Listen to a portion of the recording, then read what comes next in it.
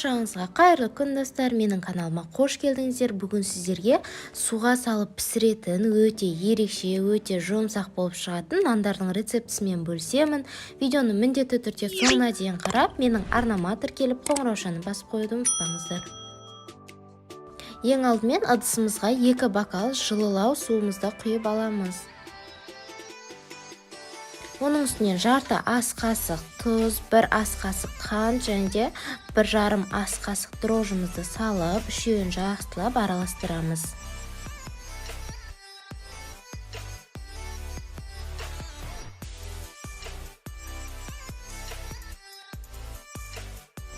Барлығын араластырып болғаннан кейін бетін жауып 10 минутқа қалдырып қоямыз.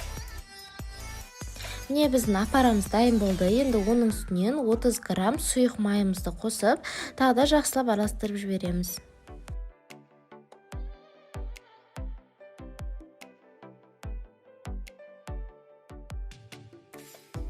Алдын ала електен өткізілген 500 грамм ұнымызды бірінші салып аламыз.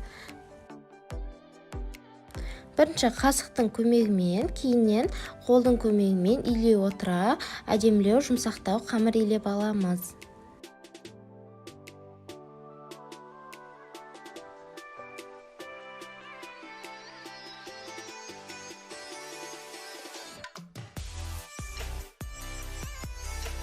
Илеп болған қамырымыздың үстіне кішкене сұйық май қосып, бетіне жағып жібереміз. Бұл біздің қамырымыздың жұмсақ болып шығуына көмектеседі. Бетін жауып, ровно 30 минутқа қалдырамыз.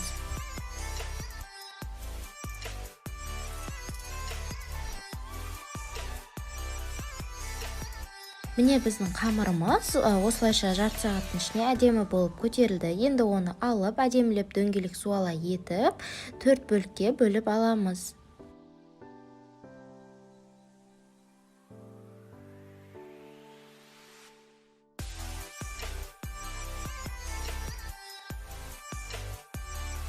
Жай ғана көз мөлшерімен 4-ке бөле салдым. Енді әрбір бөлігін алып, дөңгелек етіп, осы видеода көрсетілгендей зуала етіп, бір-біріне алшақтау етіп илеп қоямыз.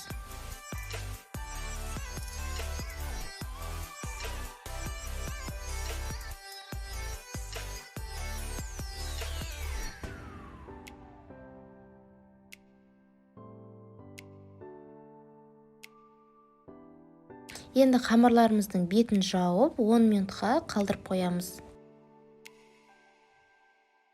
Міне біздің қамырларымыз 10 минутта 2 есеге көтеріледі. Алдын ала газге ыдысымызға су құйып қайнатып аламыз да, оның үстінен осылайша қайнап тұрған судың үстінен 2 қамырымызды салып, 1 минуттың ішінде 1-2 секундтан арғы бетіне, бергі бетіне қайта-қайта ауыстырып тұрамыз, видеода көрсетілгендей.